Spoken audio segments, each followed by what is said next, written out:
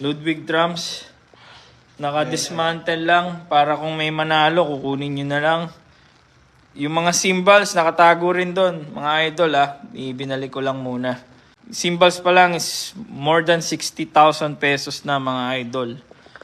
Yung cymbals pa lang yan. No joke, kasi naka new beat na hi-hats yun.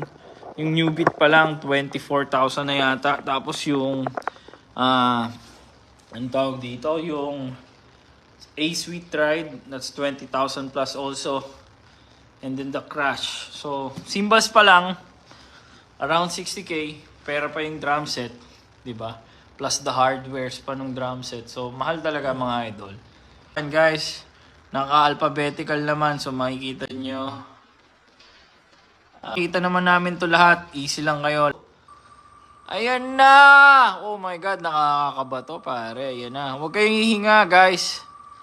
Woo! Oh, yung kinakabahan Yan oh. Ludwig or Tim Henson, ikaw ang winner.